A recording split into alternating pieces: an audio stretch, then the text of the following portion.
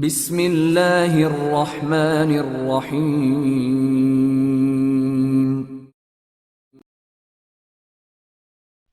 ہندسوں کے آر پار، مصنف فاطمہ رحمان۔ رات کا دوسرا پہر دم توڑنے کو تھا۔ شام سے جاری مسلسل برستی بارش تھم چکی تھی، لیکن افق پر پھیلے گہرے سیاہ بادل مزید بارش کو مچل رہے تھے۔ گدلے بادلوں کے بیچ بجلی چمکی۔ آرام دہ کرسی پر براجمان ناز کھڑکی پار چمکتی بجلی کی جانب متوجہ ہوئی۔ اس نے کھڑکی کھول دی۔ بادلوں کی گرج کو راستہ ملا۔ دب کے بیٹھے 8 کبوتروں نے غنودگی میں آنکھیں کھول کر دیکھا، پھر جوں کے توں سمٹ کر بیٹھے رہے۔ نشست سنبھال کر ناز نے ٹھنڈی ہوا کا دلفریب جھونکا خود میں سمیٹا۔ ایک گہری سانس لی اور کی بورڈ کے بٹنوں کی کھٹپٹ در و دیوار میں گونجنے لگی۔ کونے میں پڑے کمپیوٹر کے علاوہ باقی کمرہ گھپ اندھیرے میں ڈوبا تھا، جبکہ کرسی پر ٹکا وجود شدید بیزار تھا۔ تیزی سے بٹن دباتی مخروطی انگلیاں لمحے بھر کو رکیں۔ نزدیک دھرے پیالے سے 2-3 چپس منہ میں رکھے۔ کرچ کرچ کی آواز کے ساتھ بٹنوں میں حرکت ہونے لگی۔ اسکرین پر بدلتے روشن ہندسوں کو مضطرب انداز میں دیکھتے پیشانی پر سلوٹیں بکھری۔ آنکھوں پر چڑھایا موٹے فریم والا چشمہ اسکرین کے عکس سے چمک رہا تھا۔ کرسی پر بیٹھے ہی رخ موڑ کر اس نے دیوار پر لگے اسٹیکی نوٹ کو بغور پڑھا۔ ہاتھ بڑھا کر اسٹیکی نوٹ کھینچ لیا۔ مانیٹر اسکرین پر چمکتے ہندسوں کو اسٹیکی نوٹ پر لکھے سے ملایا تو ایک نمبر غلط تھا۔ خونخوار نظروں سے پہلی لائن کے چھٹے نمبر 2 کو گھورا۔ زندگی میں 2 نمبری کے علاوہ کچھ ملا ہے؟ بآواز بلند بڑبڑاتے اس نے دیوار پر لگا گھڑیال دیکھا۔ 1 بجنے کو تھا۔ 14 منٹ باقی تھے۔ گردن اکڑا کر پٹاخے نکالے۔ کچھ سوچتے ہوئے کی بورڈ کی دبائی اور پیالہ تھام لیا۔ ایک دلچسپ مسکراہٹ نے چہرے کا احاطہ کر لیا۔ بقایا چپس کترتے انگلی پر نیم گھمریالی سیال لٹیں لپیٹتے اسکرین پر چند لمحے لوڈنگ ہوئی۔ نئے منظر نے بھویں اچکانے پر مجبور کر دیا۔ پیالہ رکھ کر وہ کرسی پر سیدھی ہوئی۔ مخروطی انگلیوں پر چپس کے ذرات چپکے تھے۔ چکنے ہاتھوں سے ماؤس کا پہیہ گھماتے اب مکمل سنجیدگی سے اسکرین پر کھلے روشن حروف پڑھ رہی تھی۔ پنکھے کی گڑگڑ اور بجلی کی گرج کے باوجود کانوں میں پسلیوں کے عقب میں دھڑکتے دل کی ڈگ ڈگ سے زور سے سنائی دی۔ چمکدار پسینے کی ننھی ننھی بوندیں پیشانی پر نمودار ہوئی۔ سامنے نظر آتے کوٹ سے اسے انجانا سا خوف محسوس ہوا۔ سمجھ تو کچھ بھی نہ آیا، البتہ اس نے جلدی سے سب کچھ بند کر دیا۔ ایک جھٹکے سے سر گھمایا۔ 4 منٹ باقی۔ برق رفتاری سے چپس ٹھونستے سسٹم شٹ ڈاؤن کیا اور ایک چھلانگ کے ساتھ کرسی سے اڑتی ابنوسی لکڑی سے بنے پلنگ پر لینڈنگ کی۔ خود کو نیچرل دکھانے کے لیے آڑی ترچھی اوندھے منہ لیٹی تھی، در حقیقت زندہ لاش لگ رہی تھی۔ یہاں کمپیوٹر کی اسکرین بجھی، وہیں پپوٹے سختی سے میچے۔ بنا آہٹ کے آہستگی سے دروازے کا پٹ واہ ہوا۔ نماز کے سے انداز میں لپٹا دوپٹہ اور بائیں ہتھیلی پر لپٹی تسبیح کے ساتھ خرامہ وہ بستر کے قریب ٹھہر گئیں۔ لاوارث لاش کو ماتھے پر نرم سا بوسہ دیا، کچھ پڑھ کر پھونکا۔ کمپیوٹر کے ساتھ رکھی فوم والی آرام دہ کرسی کی پشت پر ہاتھ پھیرا۔ وہ گرم تھی۔ CPU کی پشت چھوئی جو باقاعدہ جل رہی تھی۔ پلٹتے سمے قدموں تلے زمین پر چپس کرچ کرچ چلائے تو افسوس بھری نظر ناز پر ڈالی۔ تابوت میں آخری کیل ٹھونکی جا چکی تھی۔ وہ چپ چاپ چلی گئیں جیسے آئی تھیں۔ ناز نے سکون بھری سانس خارج کی، کروٹ بدلی۔ بال بچے۔ کھڑکی کے شیشوں پار گدلے بادلوں کے عقب میں چھپا سا چاند مدھم مدھم چمک رہا تھا۔ اس نادان نے سمجھا کہ کچھ ہوا ہی نہیں، وہ بچ گئی۔ در حقیقت وہ انجانے میں کھائی کی طرف پہلا قدم بڑھا چکی تھی۔ صاحب، حمزہ کچھ دکھانا چاہتا ہے۔ دوسری جانب مریل سی آواز گونجی۔ اس نے ریسیور رکھ دیا، انگڑائی لی۔ آنکھوں میں ہلکی ہلکی سرخی تھی۔ بستر چھوڑ کر وہ سیدھا حمزہ کے مخصوص کمرے میں پہنچا۔ تمام ملازم اس کی فطرت سے واقف تھے۔ ضرور کچھ برا ہوا تھا جبھی اسے کال کی گئی، ورنہ کسی کی کیا مجال جو اس کی نیند میں مخل ہو۔ آہٹ پر حمزہ نے پلٹ کر سیاہ دھاری دار نائٹ سوٹ پہنے حیات کو دیکھا۔ بے اختیار تھوک نکلی۔ ماتھے پر تیوری چڑھائے حیات نے کرسی سنبھال لی۔ دراصل رات 1 بجے کے قریب احمد ٹاورز کا ایک سسٹم ایکسس کیا گیا ہے، ہیک کیا ہے کسی نے۔ حمزہ نے سوالیہ نظروں سے ماتھے کے بلوں میں اضافہ ہوتے دیکھا۔ ٹریس ہوا؟ بنا کسی تاثر کے پوچھا گیا۔ یہاں سے تقریباً 40 منٹ دور کی ہے لوکیشن۔ وہ اسکرین پر کھلے نقشے کو دیکھ کر بتا رہا تھا۔ عجیب بات یہ ہے کہ صرف 2 سے 3 منٹ کے لیے سسٹم کنیکٹ ہوا اور ریکارڈ جو کہ تو پڑے رہے۔ پٹیل کا آدمی تو نہیں؟ حیات نے حریف کا نام لیا۔ حمزہ نے اسبات میں سر ہلایا۔ شاید، مگر حمزہ کسی کی کیا مجال جو یوں میرے آفس میں پڑے کام سے سی پی یو کو ایکسس کرے، یا جیسا کہ تم نے کہا ہے کہ ہیک کر لے۔ ایسا کیوں ہوا حمزہ؟ حیات نے دانت پیسے اور حمزہ کی گگی بن گئی۔ وہ مجھے اندازہ نہیں تھا، حمزہ نے کہا۔ کیا نہیں ہونا چاہیے تھا؟ حیات نے پوچھا۔ میں مانتا ہوں میری غلطی ہے، مگر صرف یہ سوچ کر کہ ہم نے اس سی پی یو کو باقیوں سے الگ رکھا ہے تاکہ باقی ورکرز بھی اسے اتنا ہی بے ضرر سمجھیں جتنا کہ ہم دکھانا چاہتے ہیں۔ حمزہ نے ہم کہہ کر حیات کو جتایا تھا۔ وہ چپ چاپ اسے سنتا رہا۔ اگر ہم اس پر پہرے رکھتے تو باقی ورکرز سوال اٹھاتے کہ اس میں کس چیز کے ریکارڈز ہیں۔ پٹیل کے آدمی خاص کر نظر رکھتے، جس نے بھی اسے کھولا صرف 2-3 منٹ کے لیے صاف نظر آ رہا ہے کہ غلطی سے ایکسس ہو گیا۔ حمزہ خاموش تائیدی طرف سے نظروں سے حیات کو دیکھے جا رہا تھا۔ نظر رکھنا، دوبارہ ایکسس ہوگا، کسی کو پیچھے لگا دو، پکڑ لینا یا جڑ سے اکھاڑ کر ہی مطلع کرنا۔ وہ ساری بحث سمیٹ گیا۔ بہتر، حمزہ نے سر ہلاتے اس کی پشت کی جانب دیکھا۔ وہ اسکرین کی جانب متوجہ ہو گیا۔ صاف نکھرے آسمان پر ہلکی ہلکی سنہری دھوپ چمک رہی تھی۔ گدلے بادل چھٹ چکے تھے۔ سورج کی مدھم کرنیں کھڑکی سے چھن کر ابنوسی لکڑی سے بنے پلنگ پر پڑے وجود پر چمکی تو وہ کسمسایا۔ کروٹ لیے سر دلے دبا تکیہ نکال کر منہ پر رکھ لیا۔ کھڑکی کی گرل پر 8 کبوتروں کے ہمراہ ایک بھوری چڑیا سورج کی مدھم کرنوں میں چمکتی آ بیٹھی۔ بے ڈھنگے انداز میں لیٹی ناز کو ٹکر ٹکر دیکھنے لگی۔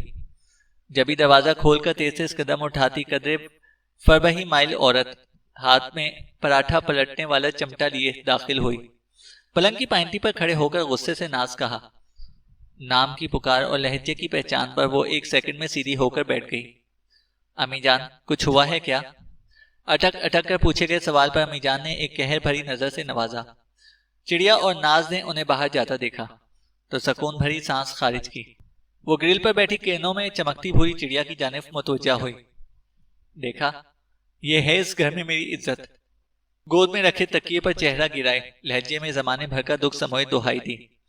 کبھی جو پیار سے جگایا ہو، ہائے رے میری پھوٹی قسمت، ناز نے کہا۔ چڑیا فکرہ مکمل ہوتی اڑان بھر گئی۔ ناز نے ناپسندیدہ نظروں سے پہلے چڑیا اور پھر خود کو دیکھا۔ بستر پر تکیہ پٹک کر وہ باتھ روم میں گھسی، جہاں 9 انچ کی لمبائی سے نکلتی چپکلی محور استراحت تھی، اور اس نے اسے صبح بخیر کہا۔ ناشتے کی میز پر دیسی گھی میں تلے لچھے دار پراٹھوں اور اچار سے انصاف کرتے ابا اور طلحہ نے ناز کی فلک شگاف چیخ سنی، کندھے اچکا کر ایک دوسرے کو دیکھا اور پہلے کی طرح کھانے میں مصروف ہو گئے۔ جب ہی الٹے پاؤں دوڑتی ناز نمودار ہوئی۔ باپ بھائی کو رغبت سے کھاتا دیکھ کر اندر ہی اندر کڑ کر رہ گئی۔ منہ کو کفل لگائے دوسرے باتھ روم کا رخ کیا۔ ناز چلائی تھی۔ امی جو ٹرے میں چائے کی پیالیاں لائی تھیں فکر مندی سے استفسار کیا۔ دونوں نے لا علمی ظاہر کی۔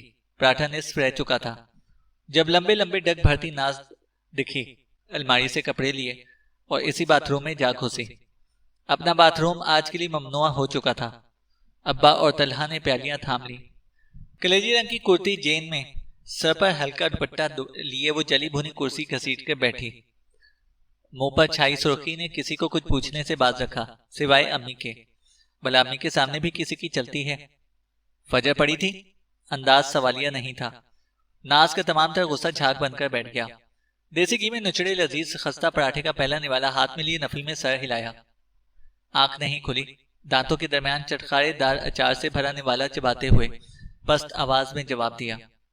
1 بجے محترمہ سونے لیٹیں گی تو 4 بجے خاک فرشتے جگانے آئیں گے، ماں نے کہا۔ ناز کو لقمہ گلے میں پھنستا محسوس ہوا۔ جلدی سے گرم چائے لبوں سے لگا لی۔ زبان جلی تو آنکھوں میں نمی آ گئی۔ ابا کو ترس آ ہی گیا۔ نیک بخت، آرام سے ناشتہ تو کرنے دو، آئندہ اذان سے بھی پہلے اٹھے گی میری بیٹی۔ بے دردی سے پراٹھا توڑتے نہ چاہتے ہوئے بھی بیٹی نے اسبات میں سر ہلا دیا۔ نازو، اگر تم اپنی چاکلیٹس میں سے مجھے حصہ دو گی تو میں امی جان کو نہیں بتاؤں گا کہ آدھی رات کو تم کمپیوٹر پر لگی ہوئی تھی۔ طلحہ جو ناشتے کی میز پر خوب پپو بچہ بن کر بیٹھا تھا، گھر کی دہلیز پار ہوتے ہی اصلی رنگ دکھانے لگا۔ چاشنی بڑے لب و لہجے میں ادا کیے گئے لفظ نازو پر وہ طلحہ کی گردن دبوچ لیتی اگر جو وہ گلی میں نہ چل رہے ہوتے۔ صرف ایک شخص کے پاس ناز کو نازو بلانے کی اجازت تھی، باقی سب کو وہ کچا چبا جاتی تھی۔ آئندہ مجھے نازو بلانا تو راستے میں گزرتے کسی فقیر کو پکڑوا دوں گی، ہاتھ پاؤں کاٹ کر بھیک منگوائیں گے۔ سپاٹ لہجے میں دی گئی دھمکی پر طلحہ لرز کر رہ گیا۔ ناز سے ہر الٹی حرکت کی توقع کی جا سکتی تھی۔ امی پہلے سے جانتی ہیں، لیکن پھر بھی کیونکہ میرا دل بہت بڑا ہے، ایک دو تو دے ہی دوں گی، ناز نے کہا۔ دل بڑا ہونا بیماری نہیں ہوتی۔ طلحہ نے بھول پن سے اس کا فکرہ اچکا۔ ناز ضبط کر گئی۔ اپنی چھوٹی عقل پر زیادہ زور مت ڈالا کرو، ناز نے کہا۔ اسے اسکول چھوڑ کر بس اسٹاپ پر بیٹھی بس کا انتظار کرنے لگی۔ ہاتھ میں تفتیشی افسر کی زبانی اصل واقعات کی کہانی تھام رکھی تھی، وہ کھول لی، پھر یوں ہی سر اٹھایا۔ سڑک پر معمول کی ٹریفک تھی۔ ایک پھیری والا گزر رہا تھا، لیکن ناز کو کچھ عجیب سا لگا۔ سر جھٹک کر اس نے خود کو کتاب میں غرق کر لیا۔ اس چیز سے لا علم کے پھیری والا صرف اسی کو دیکھ رہا تھا۔ سورج دھیمے دھیمے 8 کنال پر محیط پرشکوہ بلکہ مغرور عمارت کو اپنی لپیٹ میں لے رہا تھا۔ یہ بنگلہ اپنی کئی خصوصیات کی بنا پر مشہور و معروف تھا۔ پیپل کی لکڑی کے نفیس کام سے مزین چھجے، کانچ کے ٹکڑوں کا کام اور موروں کے جوڑے۔ یہ جگہ شیشوں والی کوٹھی کے نام سے مشہور تھی۔ در و دیوار کانچ کے ٹکڑوں سے ڈھکے ہوئے تھے۔ سفید درختوں کی چھاؤں میں یہ ایک خوبصورت گھر تھا۔ داخلی دروازہ سیاہ رنگ کا تھا، جس کے عین دائیں بائیں سفید ستون تھے۔ باہر سے ہی انہیں اندرون خانہ سجاوٹ و آرائش زیبائش بھی مالک کے ذوق اور پسند کی عکاسی کرنے کو کافی تھے۔ نچلی منزل پر موجود ڈرائنگ روم کی طویل میز پر تنہا ناشتہ کرتے ہر سو خاموشی تھی۔ گود میں نیپکن رکھے، چھری کاٹنے سے افغانی آملیٹ کو منہ میں رکھتے وہ آہستگی سے چبا رہا تھا۔ 8 کنال کی کوٹھی میں وہ اکیلا رہتا تھا، تنہائی پسند معلوم ہوتا تھا۔ ایک ملازم ہاتھ باندھے کھڑا تھا، نیلی شلوار قمیض اور پاؤں میں سانپ کی اصلی کھال سے بنی پشاوی چپل پہنے، اس کے ہر انداز میں غرور چھلکتا تھا۔ بائیں کلائی میں راڈو کی چمکتی ریسٹ واچ، جبکہ گریبان کے کھلے بٹنوں سے جھانکتا سانپ کا ٹیٹو۔ صاف ظاہر تھا کہ اسے سانپ پسند تھے۔ گھر کی آدھی سے زیادہ سجاوٹ میں سانپ کی کھال سے بنی چیزیں نمایاں تھیں۔ رنگ ٹون کی آواز سے اس کے چہرے پر ناگواری در آئی۔ اکتاہٹ بھرے انداز میں موبائل کان سے لگا کر سلام کیا۔ دوسری جانب کچھ پوچھا گیا تھا، جس کا اس نے بڑا کڑوا سا منہ بنا کر جواب دیا تھا۔ میں آپ کو مایوس نہیں کروں گا۔ نہیں، فی الحال آنا ناممکن ہے، مصروف ہوں، ماں کو سلام کہہ دیجیے گا۔ اس نے کال کاٹ دی۔ نصف آملیٹ باقی تھا، موڈ خراب ہو چکا تھا۔ ناشتہ چھوڑ کر وہ اٹھ گیا۔ وہ 34 سال کا تھا۔ باپ کا بھیجا کنٹرول کرنا اسے سخت ناپسند تھا۔ آدھا دن احمد ٹاورز میں گزارنے کے بعد الیکشن کے لیے تیاری کرنی تھی۔ MNA کی سیٹ حاصل کرنا آسان نہ تھا۔ آئینے میں بٹن بند کرتے اس نے عادتاً مونچھوں کو تاؤ دیا۔ حبس بھرے موسم میں جب تیسرا لیکچر ختم ہوا، ساتھی گلزیب کی ہمت بھی جواب دے گئی۔ صبح سے صابر شاکر بیٹھی گلزیب کے صبر کا پیمانہ لبریز ہو چکا تھا۔ بھوک کا شور مچاتی وہ اسے کینٹین پر لے کر آئی۔ ایک ہاتھ سے منہ میں بسکٹ ٹھونستی، دوسرے ایسے ناز کا کندھا جھنجھوڑتی۔ وہ سخت پریشان تھی۔ ناز نے آہستگی سے اس کا ہاتھ اپنی ہتھیلیوں میں لے کر دبایا۔ میری پھول جیسی دوست۔ انداز پر گلزیب کا بسکٹ گرتے گرتے بچا۔ ہاتھ چھوڑ کر ناز نے اس کی غلافی آنکھوں میں جھانکا، پھر کھینچ کر ایک تھپڑ رسید کیا۔ گلزیب پھٹی پھٹی آنکھوں سے رخسار پر ہاتھ رکھے گمسم بیٹھی تھی۔ ایک نمبر کے چالباز، منافق، گھٹیا، کمینے، الو کے پٹھے سے عشق لڑایا ہے تم نے، ناز نے کہا۔ ماتھے پر تیوری چڑھائے وہ خوخوار نظروں سے گھورتے پھنکاری۔ گلزیب بھی رونے کو تیار تھی۔ ٹپ ٹپ موٹے موٹے آنسو آنکھوں کی دہلیز پار کی رخساروں پر بہنے لگے۔ ناز نے گہری سانس بھری، بیگ سے ٹیشو پیپر کا پیکٹ نکالا۔ کاش پہلے ایک لگا دیتی، یہ دن تو نہ دیکھنا پڑتا، گلزیب نے کہا۔ ناز کی بات پر وہ زارو قطار رونے لگی تھی۔ گلزیب کو پرانے زمانے کا عشق کرنے کا شوق چرایا تھا، مگر تھی تو عورت ذات، کیسے خود جا کر کسی سے اظہار کر دیتی۔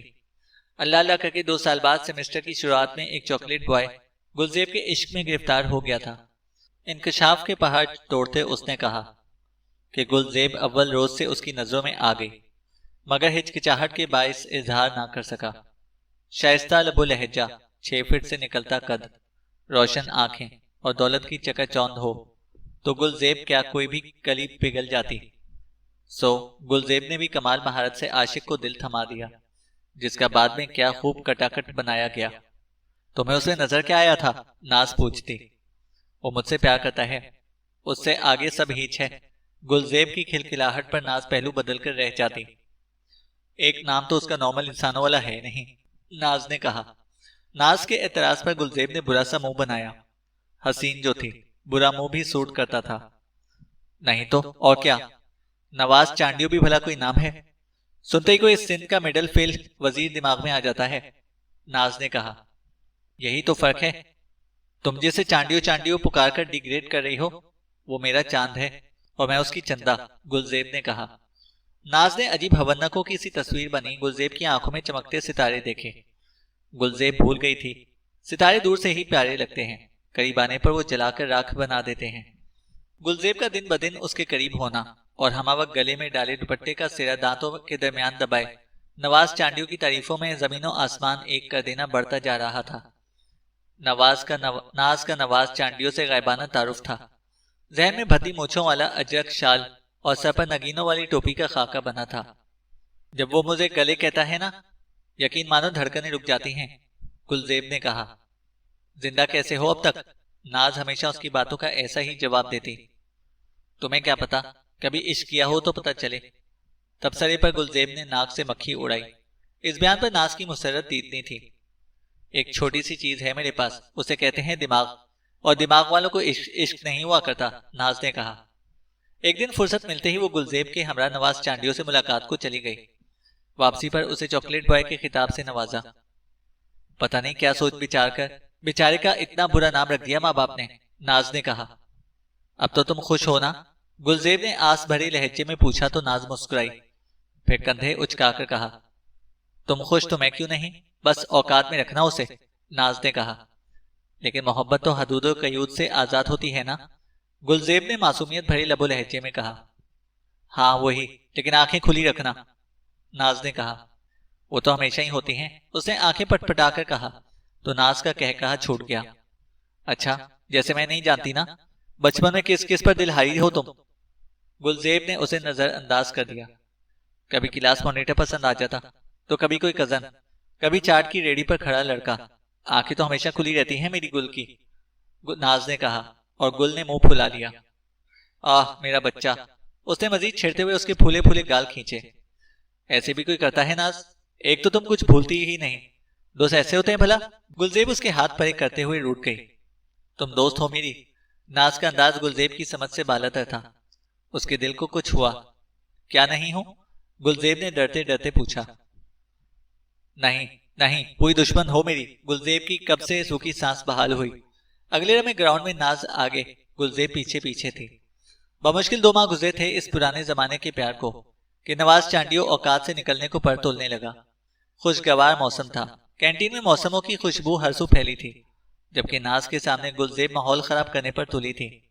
فرصت سے تصویر بہاتی وہ ٹوٹی پھوٹی روداد سنا رہی تھی۔ اس نے پوچھا، گلے مجھے کتنا چاہتی ہو؟ میں نے بتایا سب سے زیادہ، وہ کہنے لگا۔ اچھا تو ثابت کرو۔ گلزیب نے ناک صاف کرنے کا وقفہ لیا، پھر اس نے کہا کہ جب تک تم ثبوت نہیں دو گی مجھے یقین نہیں آئے گا۔ میری بھی مت ماری گئی۔ میں نے کہا خون سے خط لکھوں؟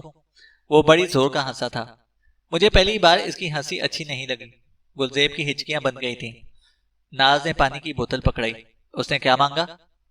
اندازہ تو ناز کو ہو چکا تھا، لیکن وہ اس کے منہ سے سننا چاہتی تھی۔ نیوڈز۔ ایک لمحے کو ناز بھونچکا ہو کر رہ گئی، توقع کے عین مطابق، لیکن ننھے سے دل میں کہیں موہوم سی خواہش تھی کہ ایسا نہ ہو۔ بلاک کرو یار، تم جواب نہ دینا، اچھا؟ اور اگر تنگ کرے تو مجھے بتانا، میں ٹھیک کر دوں گی اسے۔ ٹینشن فری ہو جاؤ گل، میں ہوں نا اور تم۔ ناز کی بوکھلاہٹ کو بریک لگی۔ میں نے اسے دے دیے ناز۔ گلزیب کے ہاتھوں میں پانی کی بوتل ساکت تھی۔ ناز یکٹک اسے دیکھتی وہاں سے اٹھ جانا چاہتی تھی۔ کیا؟ ناز کی آواز گہری کھائی سے نمودار ہوئی۔ میں نے انکار کیا تو اس نے اپنے بھیج دیے کہ جب میں کر سکتا ہوں تو تم کیوں نہیں؟ بس پھر عقل معاف ہو گئی، میں نے بھی بھیج دیے۔ میری ایگو آڑے آ گئی کہ جب وہ کر سکتے ہیں تو تم کیوں گھبرا رہی ہو؟ گلزیب نے کہا۔ تو اب رونا کس بات کا؟ ناز نے اسے مزید بولتا دیکھا تو بات کاٹی۔ کیونکہ اب وہ بلیک میل کر رہا ہے مجھے۔ کچھ دن تک سب ٹھیک تھا، لیکن اب وہ بدل گیا ہے۔ وہ جو محبت کرتا تھا مجھ سے، اب محسوس ہی نہیں ہو سکی اس کی محبت۔ میں نے اس سے وجہ پوچھی تو اس نے غصے سے کہا کہ تم یوں سر پر چڑھو گی تو تمہاری تصویریں پرنٹ کروا کے پوری یونیورسٹی میں بانٹ دوں گا مفت میں۔ کیا استاد، کیا طالب علم، سب میں پورن اسٹار بن جاؤ گی۔ گلزیب چپ ہوئی اور آنسو پہلے کی طرح ٹپ ٹپ ہتھیلیوں میں جمع ہونے لگے۔ ٹیشو کا پیکٹ ختم ہو چکا تھا جبکہ ناز کے صبر کا پیمانہ چھلکنے کو بےتاب تھا۔ دو آپشنز تھے، آیا وہ گلزیب پر تحف بھیج کر پرانی دوستی پر لعنت بھیج کر سموسے منگوا لیتی یا اسے کندھا دیتی۔ ناز نے اسے کندھا نہیں دیا، نہ ہی سموسے منگوائے، بلکہ وعدہ کیا، میں نواز چانڈیوں کا سسٹم اور موبائل صاف کر دوں گی، تم فکر مت کرو۔ گلزیب ہچکیاں بھرتی اس کے گلے لگ گئی۔ پہلی بار ایسا تھا کہ ناز نے اس کے گرد بازو نہیں پھیلائے، وہ ذہن کے تانے بانوں سے الجھ رہی تھی۔ گلزیب نے جاننا ضروری نہ سمجھا کہ وہ کیسے یہ سب کچھ کرے گی۔ پھر آج سے 2 دن پہلے اس نے نواز چانڈیوں کو ایک ایڈ ای میل کیا۔ نواز چانڈیوں نے وومن انڈر گارمنٹس کا ایڈ کھول کر ناز کو راستہ دیا، لیکن اس وقت وہ اس کا سسٹم اور موبائل صاف نہیں کر سکی۔ خوش قسمتی سے موبائل اور سسٹم پر ایک ہی ای میل کھولا تھا۔ اسی رات اس نے نواز چانڈیوں کا سسٹم اور موبائل کھنگالا تو کچھ دیر سر پکڑ کر بیٹھی رہی، کال کر کے گلزیب کو خوب القابات سنائے، مگر دل ہلکا نہیں ہوا۔ سو ابھی ناز نے اسے تھپڑ رسید کیا تھا اور وہ گال پر ہاتھ رکھے رونے کا شغل جاری رکھے تھی، جبھی ناز کی کاٹدار آواز اس کی سماعتوں سے ٹکرائی۔ مبارک ہو گلے، طنز واضح تھا۔ کس بات کی؟ اس نے ناز کے ہاتھ سے ٹیشو پیپر لیتے ہوئے پوچھا۔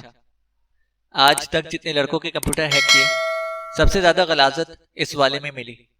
مبارک اس بات کی کہ انتہائی انمول عاشق ہے تمہارا، بیک وقت درجنوں افیئر چلا لیتا ہے، کئی کو بلیک میل کرنے کے علاوہ اچھی خاصی چکنی چپڑی باتیں کرنے کا فن رکھتا ہے۔ پتہ ان خبیثوں کا کچھ قصور نہیں، تم جیسی لڑکیاں ہی عقل سے پیدل ہوتی ہیں۔ اس لمحے گلزیب کو وہ بڑی شفاق لگی۔ غلطیاں انسانوں سے ہی ہوتی ہیں، وہ جھکے سر کے ساتھ منمنائی۔ غلطیاں نہیں، بے وقوفیاں کہو پیاری۔ بڑا شوق تھا نا تمہیں پرانے زمانے کی محبت کرنے کا، اب بھگتو انجام۔ زہر میں بجھے تیر گلزیب کو اندر تک لگے۔ تصویریں حذف کر دی نا؟ شو تھم چکی تھی۔ نہیں، امی آ گئی تھیں، ناز نے کندھے اچکا کر بتایا، جبکہ گلزیب کے اعصاب پر مزید پہاڑ ٹوٹے تھے۔ ناز، تمہیں کچھ اندازہ بھی ہے اگر آج اس نے کچھ کر دیا تو؟ گلزیب کے آنسو تھم چکے تھے، وہ چلائی، ہاں ہاں، یعنی تمہیں بھیجتے ہوئے اندازہ نہیں تھا، لیکن میں احساس کروں کیوں گل؟ یہ تمہاری لگائی آگ ہے، خود ہی بجھاؤ۔ میں پانی ڈالنے کی کوشش کر رہی ہوں، اور کیا چاہتی ہو تم؟ چلی جاؤں؟ آج ناز کی ہر بات میں طنز کی آمیزش تھی۔ گلزیب لفظوں کے وار پر چپ کر گئی، آخر کو غلطی اپنی جو تھی۔ ناز، ناراض تو مت ہونا۔ ناز نے بے اختیار گہری سانس بھری تھی، اسے مزید کچھ کہنے سے روکا۔ دیکھو گل، تمہیں اندازہ نہیں مجھے کتنا دکھ ہوا یہ سب دیکھ کر۔ اس سے پہلے میں صرف ایسے لوگوں کی مدد کرتی جن سے جذباتی وابستگی تو دور کسی قسم کی جان پہچان نہیں ہوتی، لیکن یہی کام جب تمہارے لیے کر رہی ہوں تو دل سے اداس ہوں۔ مجھے تم سے ایسی توقع نہیں تھی، ناز نے کہا۔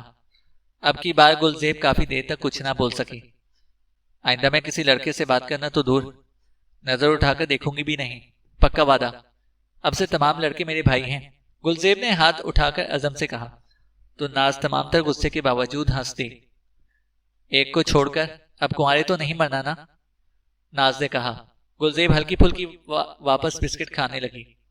اب یہاں سے کوئی پیارا بندہ گزر جائے، ڈال ٹپکنے لگے گی تمہاری۔ سچ پر گلزیب نے ناپسندیدہ نظروں سے اسے گھورا۔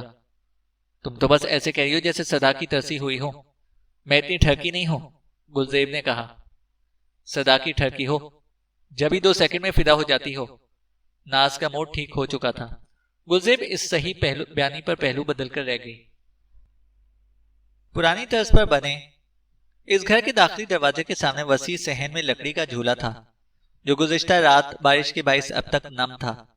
کشادہ صحن کے بعد 2 منزلہ عمارت تھی، جس کی باریک نفیس کام والی کھڑکیوں میں سے ایک میں بہت سے کبوتر ڈیرا جمائے اونگ رہے تھے۔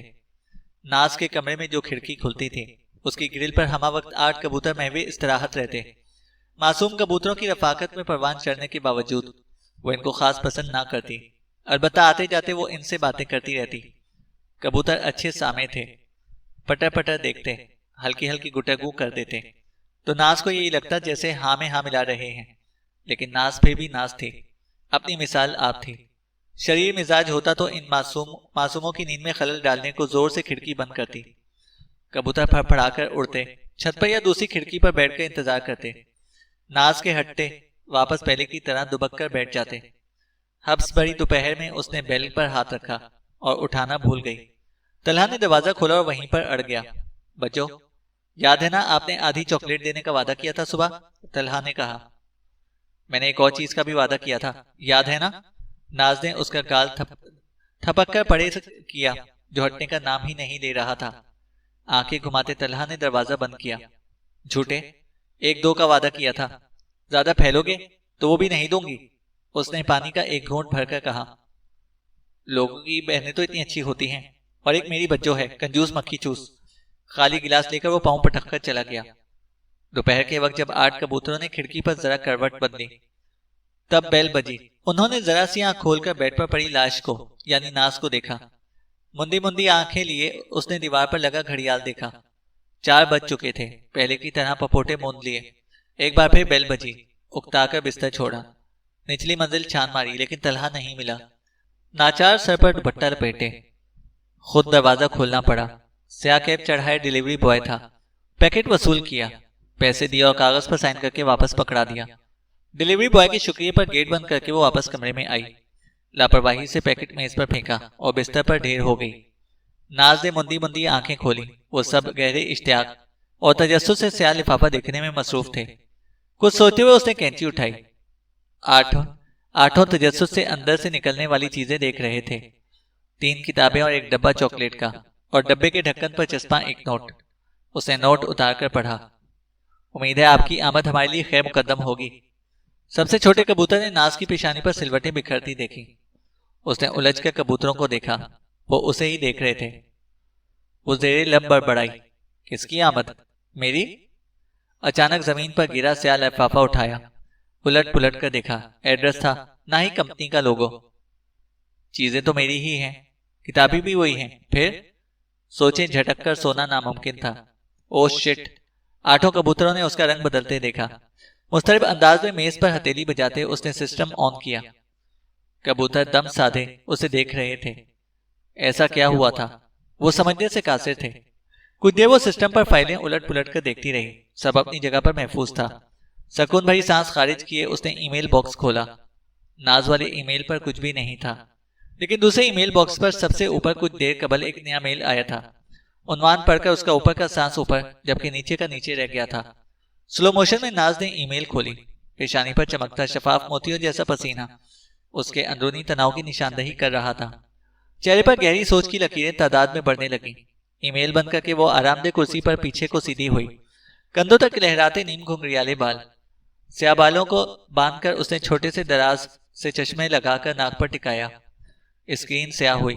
کمرے میں کی بورڈ کی معمولی کی کھٹ پٹ گونجنے لگی۔ کبوتر کب کے پہلے کی طرح آنکھیں موندے گٹر گٹر کرنے لگے تھے، سوائے سب سے چھوٹے کبوتر کے۔ وہ بہت غور سے کی بورڈ پر ناچتی ناز کی مخروطی انگلیاں دیکھ رہی تھی۔ سیاہ اسکرین پر ہندسوں کی اچھل کود جاری تھی۔ ناز پھر وہی سسٹم کھول رہی تھی جو اس نے غلطی سے کھولا تھا۔ وہاں کوڈز تھے جو اس کی ذرا سمجھ میں نہ آئے۔ کتنی ساعتیں بیت گئیں۔ کبوتر اونگ اونگ کر تھک گئے تھے۔ اس نے ہاتھ میں چاکلیٹ کا پیکٹ اٹھا لیا۔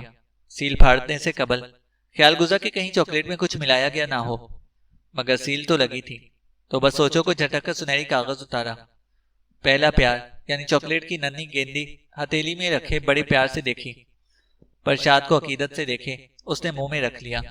ناز آنکھیں موندے حلق میں کڑوی میٹھی جادوئی شے کو محسوس کرتی اندر تک سکون محسوس کرنے لگی۔ ساری تھکن اس بیزر سی چاکلیٹ نے اتار دی۔ آنکھیں کھولی، سوچا کہ ایک کال کر دے، لیکن پھر رہنے دیا۔ وہ اسے تو کچھ کہے نا، مجھے ضرور اٹھا کر لے جائیں گے۔ اس نے سر جھٹک کر سسٹم بند کر دیا۔ وہ سائبر کرائم میں رپورٹ کرنے والی تھی، لیکن سائبر کرائم والوں نے پہلے اس کی رپورٹ لینی تھی کہ بیبی کدھر۔ لڑکوں کے کمپیوٹر ہیک کرتی ہو، چلو تھانے، اور اس ناعمری میں سلاخوں کے پیچھے جانا نہیں چاہتی تھی۔ اس نے ڈیجیٹل ڈائری کھولی اور لکھنا شروع کیا۔ پیارے ماموں، کیسے ہیں آپ؟ ظاہر ہے میرے علاوہ سب یاد ہوگا، مجھے آپ ہر اچھی بری چیز میں یاد آتے ہیں۔ ایک ضروری بات بتانی تھی، مجھے لگتا ہے شاید وہ دن آ گیا ہے، وہ بڑا دن جس کے لیے آپ نے اتنے پاپڑ بیلے۔ ہم نے کتنی محنت کی، اور غلطی سے ہی، لیکن مجھے بہت کچھ ملا ہے۔ سمجھ میں تو خیر ککھ نہ آیا، مگر ہم ایک اچھا کام کریں گے. ہم اپنے حصے کی روشنی کریں اور باقی اللہ پر چھوڑ دیں گے. مجھے یقین ہے کہ ہم کامیاب ہوں گے، چاہے میرے پاؤں تھر تھر کانپ رہے ہیں، لیکن میں وہی کروں گی جو صحیح ہے.